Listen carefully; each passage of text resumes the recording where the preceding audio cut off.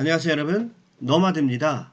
오늘은요 사마천의 사기열전, 골계열전 두 번째 시간 순우곤, 풍자와 해악의 달인, 이런 제목을 가지고 여러분과 함께 재밌는 시간 같이 나눠보도록 하겠습니다. 자, 골계라는 뜻은요 익살스러울 골, 그리고 상고할 개, 그래서 풍부한 지식으로 풍자를 통해서 생각하게 한다라고 하는 그런 의미에서 단순한 유머가 아니라 생각하게 하는 유머라는 뜻에서 골계라는 말이 등장을 합니다. 골계열전 첫 번째 시간에는 동방삭을 말씀을 드렸는데요. 자, 이번 시간에는 순우곤이라는 풍자와 해악의 달인에 대해서 살펴보도록 하겠습니다. 먼저 좀 범위를 크게 넓혀서요. 인문학이라는 것을 먼저 한번 생각해 보겠는데요. 우리가 인문학의 세 가지 분야다 그러면 문사, 철 이렇게 말하죠. 문학, 역사, 철학, 이 세 가지가 모두가 다 인간에 대한 또는 인간과 그 삶에 대한 근원적인 성찰을 담고 있는 학문들이 바로 문사철인데요. 대표적인 인문학의 분야라고 할 수 있겠는데, 오늘은 그 중에서 이 문학과 관련되겠죠. 이 문학이라는 것은요, 그 장르적인 특성상 어떤 의사표현이나 어떤 가치를 전달할 때 직접적으로 전달하지 아니하고 간접적으로 돌려서 전달한다라고 하는 것이 그 특징이라고 할 수가 있겠습니다. 그리고요, 이 문학의 목적 중에 하나는 뭐냐면 문학적으로 간접적으로 어떤 것을 표현함으로써 사람들에게 정서적인 반응과 공감을 불러일으키고, 그것으로 말미암아서 인간의 삶과 자기 자신을 성찰할 수 있는 성찰의 공간, 내면의 공간을 마련하는 것이 바로 문학이 가지고 있는 장르적인 특징이라고 할 수가 있겠고요. 성찰의 공간을 마련함으로써 자신의 삶에 대한 문제 해결 능력을 갖게 하는 것이 문학이 가지고 있는 장르적인 특징이다, 이렇게 말할 수가 있겠습니다. 그리고 이것은요, 인간이 가지고 있는 근원적인 자기 자신을 되돌아볼 수 있는 성찰 능력이 있기 때문에 성찰 능력에 기반한 그런 학문이 바로 문학이라고 할 수가 있겠습니다. 자, 그런데요, 그 문학 중에서도 이 골계라고 하는 것은 풍자와 해악으로 어떤 진리와 가치를 간접적으로 전달하는 문학의 전형적인 장르라고 할 수 있겠죠. 이 풍자, 골계를 일컬어서 사마천은 이렇게 말합니다. 천도는 넓고 넓다. 어찌 위대하다고 하지 않겠는가. 유계뿐만 아니라, 이게 유가에서는 이제 유계를 말하죠. 시경, 서경, 예기, 춘추, 역경, 악경을 말하는데요. 이런 전통적인 유계뿐만 아니라 은미한 말 속에서도 이치에 맞는 것이 있어서 이것으로 얽힌 것을 풀 수 있다. 즉, 골계와 풍자, 문학적인 감수성들이 오히려 삶의 어떤 문제들을 풀어내는 탁월한 능력을 가지고 있더라고 하는 것이죠. 그래서 여기서 은미한 말이라는 것은 골계를 말하죠. 즉, 반어, 풍자, 비유를 통해서 간접적으로 삶의 진리들을, 삶의 가치들 또는 삶의 비밀들을 풀어내는 것을 일컬어서 골계라고 하죠. 사마천은 이 골계가 삶의 문제를 풀어내는 데 있어서 탁월한 능력을 가지고 있다라고 하는 것입니다. 육경에 버금갈 정도로 그런 능력을 가지고 있다라고 하는 것이죠. 사마천은요, 태사공 자서에서 골계월전을 해제하면서 이렇게 말하고 있습니다. 세속에 흐르지 않고 권세와 이익을 다투지 않으며 위아래가 막힌 곳이 없고 사람들도 그것을 해로운 것으로 여기지 않아 그 도를 받아들여졌다. 사람들의 탐욕과 사람들의 욕망이 충돌하는 정치판에서 이 골계가 가지고 있는 의미를 태사공은 이렇게 말하고 있는 것입니다. 세속에 흐르지 않고 권세와 이익을 다투지 않으며 위아래가 막힌 곳이 없고, 즉 막힌 곳을 뚫어주는 역할을 이 품이 있는 골계가 하더라는 것이죠. 단순한 유머가 아니라 품격 있는 유머는 이렇게 권세와 이익을 초월하고 위아래 막힌 것을 뚫어주고 사람들이 그것으로부터 해로운 것을 느끼지 않고 오히려 유익한 것으로 그 도를 받아들이더라라고 하는 것이죠. 그러니까 사마천의 이야기를 종합해보면 육아의 전통적인 육예라고 그러죠. 시경, 서경, 예기, 춘추, 역경, 악경과 더불어서 이 골계는 칠경으로 놓아도 좋을 정도로 그렇게 유익한 것이다. 그래서 품이 있는 유머라고 하는 것이 그렇게 중요하다라고 태사공은 이렇게 말하고 있는 것입니다. 자, 그러면 여기서 얘기를 잠깐 돌려서요, 오늘 우리의 주인공에 접근하기 위해서 손무와 손빈에 대해서 잠깐 살펴보도록 하겠습니다. 우리 손무라고 하는 사람은 춘추시대 말기에 오나라의 전성기를 이룬, 합려를 도와가지고 오나라 전성기를 이룬 사람으로서 손자병법의 저자죠. 너무나 유명한 사람입니다. 이제 이 손빈한 사람은 누구냐면 손무의 손자뻘 되는데요. 이 손빈은 전국시대 초기에 제나라의 전성기를 이루었던 군사, 책략가, 이렇게 말할 수가 있겠죠. 제나라를 전국시대 초기에 강국으로 올려놓은 사람이 바로 이 손빈인데요. 자, 손빈과 방연의 이야기는 굉장히 유명한 이야기죠. 그래서 방연이 손비를 속여서 안전뱅이를 만들어 놨는데 끝내 계릉전투, 마릉전투에서 손빈이 방연에게 통쾌하게 복수하는 그런 내용이 굉장히 유명한 내용인데요. 위와 같은 손빈이 활약한 시기가 바로 제나라 위왕 시기입니다. 제나라 위왕이라는 사람은 전국시대 초기에 제나라를 강대국으로 올려놨던 훌륭한 군주라고 하는 것을 알 수가 있습니다. 이 제나라 위왕 시절에는요, 재상으로서 축이라고 하는 탁월한 인물이 있었고요, 장군으로서 전기라는 인물이 있었고요, 또 군사로서 손빈이라고 하는 탁월한 전략가가 있었습니다.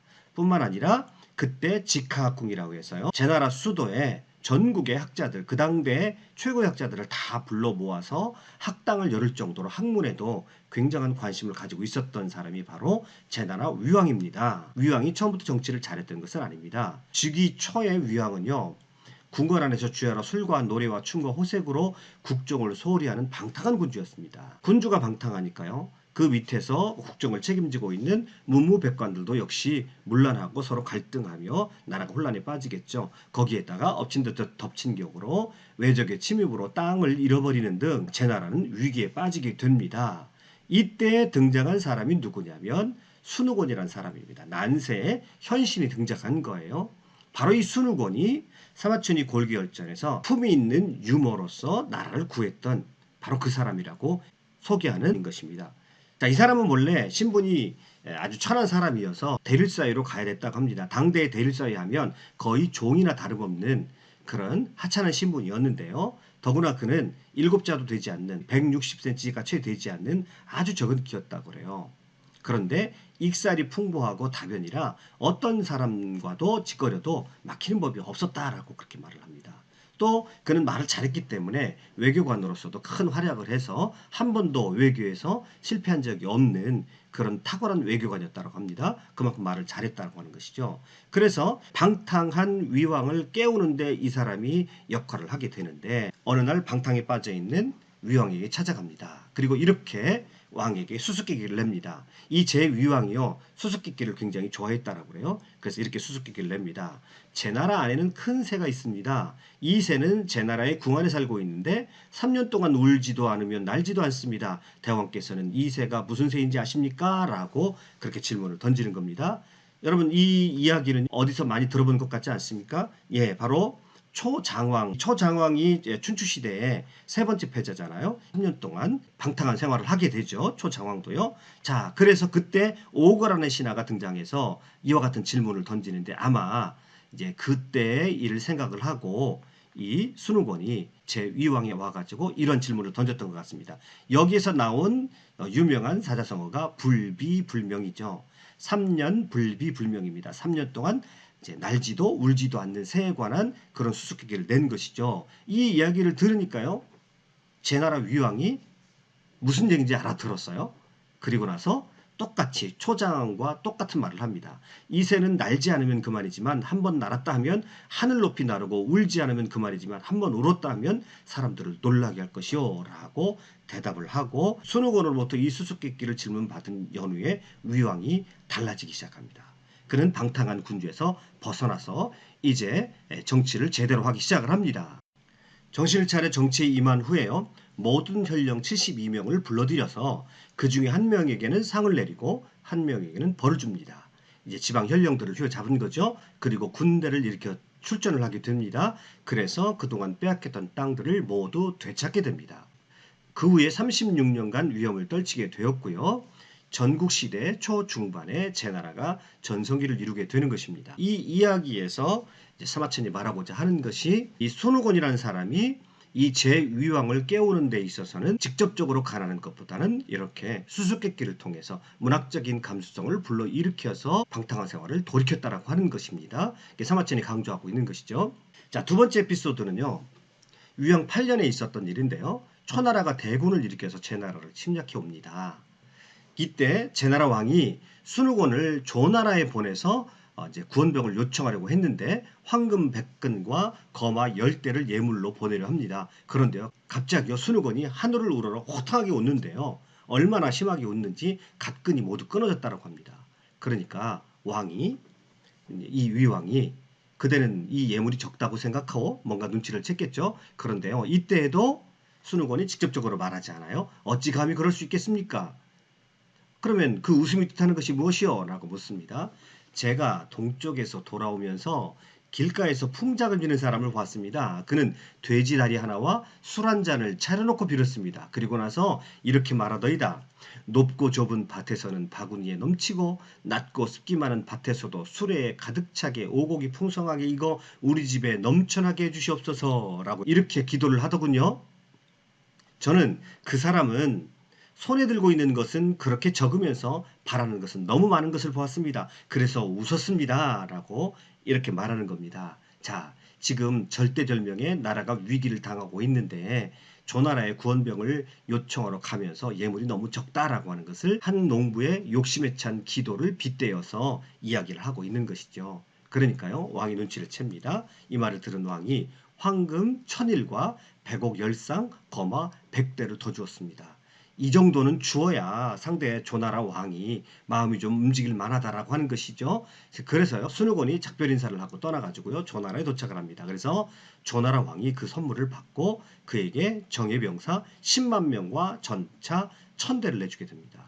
초나라는 조나라의 군병이 왔다는 소식을 듣고요, 한밤중에 군대를 끊고 퇴각을 하고 맙니다. 자, 여기서 이루어지는 모든 대화들을 보시면 여기서도 직접적인 어떤 의사 전달보다는 간접적인 방식으로 풍자와 또는 해악, 즉 골계의 방식으로 좀 품위 있는 대화가 이루어지는 것을 볼 수가 있습니다. 이게 진정한 그런 유머라고 하는 것이죠.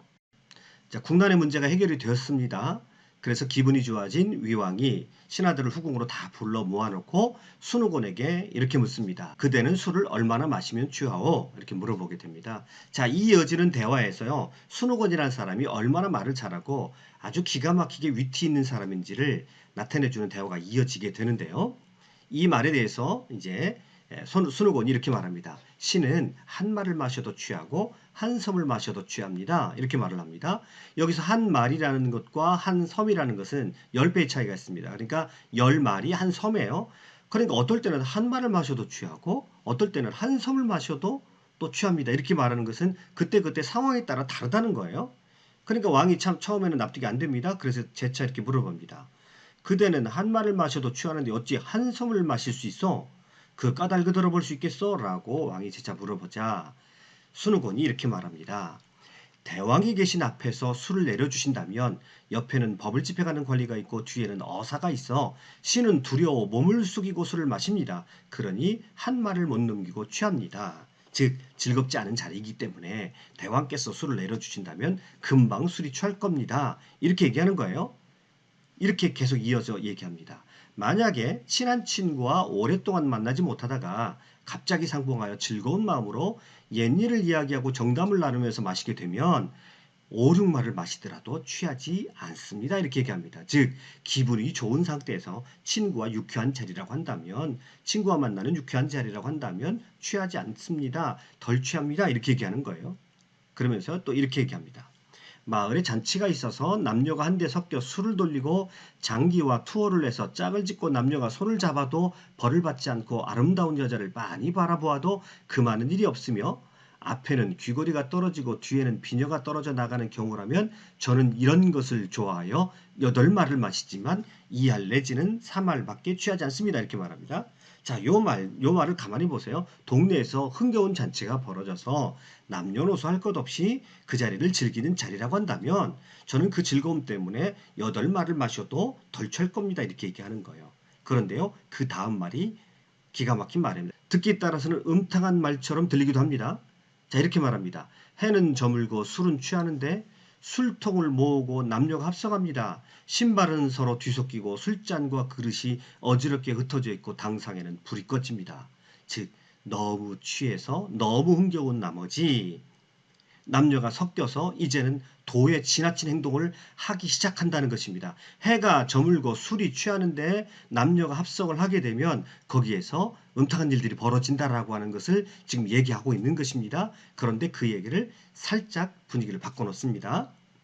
여주인이 저만 잡아두고 다른 사람들은 모두 돌려보냅니다. 이럴 정도가 되면 이렇게 내버려두지 않는다는 겁니다. 여주인이. 만약에 여주인이 이 상태에서 그 흥겨운 기분을 그대로 내버려 둔다면 마을 사람들이 난잡한 일이 벌어질 거라는 것이에요. 그래서 여주인은 나머지 다른 사람 다 보내고 저만을 잡아두고 다른 사람은 모두 돌려보냅니다. 그리고 비단 속옷에 옷깃을 풀어헤치면 아늑한 향기가 퍼집니다. 이때는 제가 가장 기분 좋을 때이니 능히 한섬술을 마실 수 있습니다.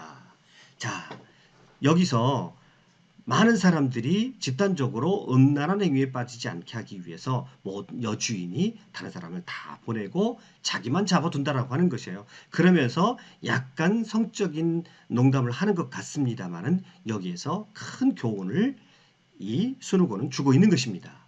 즉 도가 지나치면 안 된다는 것이죠. 술을 마셔서 좋은 기분을 유지하는 것도 지나치게 혼란한 상태까지 빠져서는 지나치게 음란한 상태까지 빠져서는 안 된다라고 하는 것을 이렇게 멋진 말로 얘기하는 것입니다. 그러므로 술이 과하면 어지럽게 되고 환락이 극에 당하면 슬픔이 생깁니다. 자, 만사가 다 이런 것입니다. 이렇게 말합니다. 사물이란 지나치면 안 되고 지나치면 반드시 쇠합니다. 라고 그렇게 얘기를 합니다. 원래 위왕이 굉장히 술을 좋아하거든요. 자, 그러면서 사마천이 이렇게 얘기를 합니다.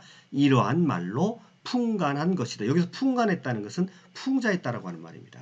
즉 말을 돌려서 아주 기가 막히게 듣기에 따라서는 음담패설처럼 들릴 수 있는 이 말이 기가 막힌 풍자를 지금 하고 있다는 것이에요. 그러면서 사실은 음담패설을 하는 것이 아니라 위왕의 술버릇을 탁 꼬집어대고 있는 것이죠. 옳은 말씀이요. 자, 이렇게 위왕이 순우곤의 말에 대답을 하고요. 이런 일이 있은 후 왕은 밤새도록 술을 마시는 것을 그만두고요. 순우곤을 왕의 주객으로 삼았습니다. 그 이후에 왕실에 연애가 있으면 순우곤을 항상 왕 옆에 두어서 과하게 술을 마시지 않도록 순우곤의 도움을 받았다라고 하는 것이죠. 아주 멋들어진 그런 표현을 지금 이 순우곤이 하고 있는 것입니다. 자, 이 순우곤의 이 문학적인 감수성, 순우곤의 풍자적인 언어를 쓰는 방식은요, 축이라고 하는 신화와 대화를 통해서 알 수가 있습니다.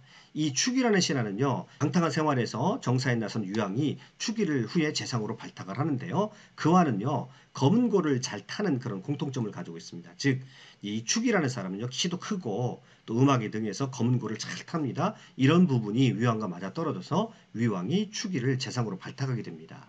이때 순우곤이 축이에게 나가서 정치에 대해서 얘기를 하게 되는데요. 자, 이 정치에 관한 이야기는요. 5가지 비유를 들어서 축이와의 대화를 통해서 순우곤이 축이가 정치를 잘 해야 된다라고 하는 것을 경각심을 주는 이야기를 하게 됩니다. 자, 순우곤이 이렇게 말합니다. 제가 보니 말씀을 참 잘하십니다. 선생께 드릴 말씀이 있는데 한번 들어보시겠습니까? 순우곤이 거칠게 이렇게 얘기를 합니다. 그랬더니 축이가 이렇게 얘기합니다. 삼가 가르침을 받들겠습니다. 겸손하게 축이가 얘기를 해요. 자, 신하된 사람이 군주에 대한 예의를 다하면 그 몸과 명예는 번창하겠지만 그렇지 않으면 모두 잃을 것입니다. 절대 그 말씀 멀리하지 않겠습니다. 제가 명심하겠습니다. 이렇게 얘기합니다. 지금 이것을 우리의 정치 현실에다 적용시켜도 정치인들이 아주 새겨 들을 만한 명비유의 말들이 이어지게 됩니다. 바퀴축에 돼지기름을 칠하는 것은 바퀴가 잘 돌아가게 하기 위한 것인데 바퀴 구멍을 각이지게 뚫으면 기름을 발라도 잘 돌아가지 않지요? 라고 순우곤이 말을 합니다.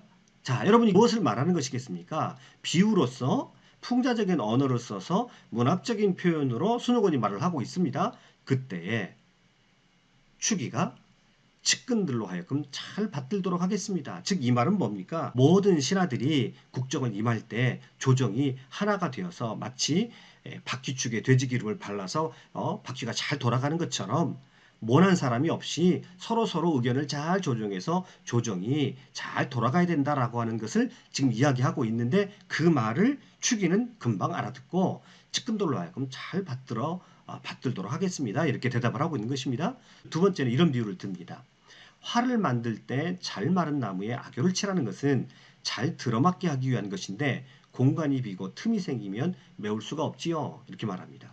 여러분 이 말을 잘 생각을 해보세요. 자, 무엇을 풍자하고 무엇을 비유한 말인지를 잘 한번 생각을 해보세요. 활을 만들 때 악효를 칠하는 것은 틈이 생기지 않도록 하기 위함이다 라고 이렇게 말을 합니다. 이 말을 축이는 금방 알아듣습니다. 금방 알아듣고요. 이렇게 말을 합니다. 스스로 백성과 거리를 두지 않겠습니다. 지금 순후곤이 지적하고 있는 것은 소통의 문제거든요. 자, 백성과 너희들은 왕과 백성 사이를 이어주는 악여와 같은 역할을 하는 사람들이다. 또는 조정과 백성들 사이에서 너희들은 악여와 같이 소통을 잘 해야 된다라고 하는 그 이야기를 지금 순후곤이 집어대는데 축이는 이 말이 무슨 말인지를 알아듣는 것입니다. 자, 지금 이게 어떤 상황입니까? 비유로 말하지만 이 축이라고 하는 이 재상은 정치에 관심을 가지고 있고 정치에 대해서 깊이 생각을 하고 있었기 때문에 순후곤이 비유를 들어서 풍자적으로 말하는 이 이야기들을 잘 알아듣고 제대로 대답을 해내고 있는 것입니다. 세 번째는 이런 얘기를 해요. 순후곤이 늑대 가죽으로 만든 옷이 헤어졌다고 누런 개 가죽으로 기우면 안 되지요 라고 이런 말을 합니다. 자, 여러분, 이 말이 무엇을 비유하고 무엇을 풍자하는 말이겠습니까? 한번 가만히 생각을 해보십시오. 그런데 이 말을 축이는 기가 막히게 또 알아듣습니다. 군자를 임명하고 소인배가 끼어들지 않도록 하겠습니다. 즉 인사정책을 바르게 해서 능력 있고 제대로 된 인사들을 세우겠다라고 그렇게 말하는 것이죠. 소인배가 국정을 농단하지 않도록 내버려두지 않겠습니다 라고 말을 하는 것입니다. 순후곤이 말하는 것마다 이 축이는 그대로 다 알아듣습니다. 또 이렇게 말합니다. 큰 수레라도 균형을 바로잡지 않으면 원래 실을 수 있는 무게만큼 못 싣고 현악기는 음을 조율하지 않으면 오음을 제대로 낼 수 없지요 라고 순후곤이 또 비유로 풍자적으로 말을 하자 축이가 이 말도 기가 막히게 또 알아듣습니다. 법률을 잘 정비하고 간산 관리들을 제대로 감독하겠습니다. 관리 감독을 제대로 해야 된다라고 하는 그런 말을 순후곤이 하고 있는데 이 말을 축이가 또 제대로 알아듣고 있는 것이죠. 자, 이 이야기가요, 전국시대 이야기인데요. 이 전국시대에 순후곤이라는 정치가와 축이라고 하는 이 정치가가 주고받는 이 풍자적이고 비유적인 이 언어에 또 이 풍자적이고 비유적인 이 주고받음이 오늘 우리의 정치 현실을 놓고 볼 때는 참 부러운 정말 탁월한 문학적인 감수성과 성찰 능력을 가지고 있는 그런 대화라고 하는 것을 볼 수가 있습니다. 그리고 그들은 정말 정치에 깊이 관심을 가지고 있었기 때문에 정치에 깊이 관심을 가지고 있고 늘 자기 자신을 성찰하고 정치 현실을 성찰하는 능력이 있었기 때문에 이렇게 비유적으로 어떤 이야기를 하면 그 이야기를 제대로도 알아들을 수 있다라고 하는 것입니다. 자, 명재상이라고 아니할 수가 없겠지요. 그리고 나자 순후곤이 무릎을 치면서 이렇게 얘기합니다. 내가 5가지 비유를 들어 말했음에도 불구하고 이 사람은 질문에 꼭 들어맞는 대답을 했다. 머지않아 큰 상을 받게 될 것이다 라고 순후곤이 칭찬을 하게 됩니다. 1년 후 축이는 하빗당과 성우 자귀를 받았다라고 합니다. 순후곤의 예측대로 그는 국정을 잘 운영을 해서 위왕으로부터 큰 상을 받은 것이죠. 자, 여기에서 우리가 볼 수 있는 것은 정치에서 보여줄 수 있는 수준 높은 문학적인 감수성이라고 하는 것입니다. 자, 오늘 우리의 정치 현실을 보면요. 정말 서로가 서로를 비난하고 저급한 말들이 오고 가는 언어의 폭력들이 오고 가는 것을 볼 수가 있는데요. 이와 같은 아름다운 문학적 감수성이 오늘 우리의 정치 현실에도 적용됐으면 하는 그런 바람과 간절함이 정말 큽니다. 자, 정치 현실뿐만 아니라요. 우리가 문학적인 감수성 또는 풍자 또는 위트 또는 아주 격조 높은 유머를 사용한다라고 하는 것은요. 유머의 기능 자체가 삶을 한 발자국 떨어져서 통찰하는 눈이 없으면 절대 품격 있는 유머는 사용할 수가 없습니다. 삶을 한 발자국 떨어져서 깊이 통찰하고 삶에 대해서 깊이 반성적인 사유를 할 수 있는 그런 사람들만이 격조 있는 언어로 우리의 삶을 표현해낼 수 있고요. 자, 그런 문학적 감수성을 가지고 있다라고 한다면 우리가 나이 들어가면서 점점 이런 문학적인 풍부함들을 가지고 있을 수 있다라고 한다면 우리는 잘 늙는 것이 아닌가 이런 생각까지 저는 해보게 됩니다. 아무튼 오늘은요. 사마천이 골계열전에서 순후곤이라는 사람을 소개시켜 주면서 골계라고 하는 것이 무엇이냐, 유머라고 하는 것이 무엇이냐, 품이 있는 유머라고 하는 것이 무엇이냐라고 하는 것을 오늘 우리에게 가르쳐주고 있는 것을 보았습니다. 여러분 오늘 끝까지 강의 들어주셔서 대단히 감사합니다. 수고하셨습니다.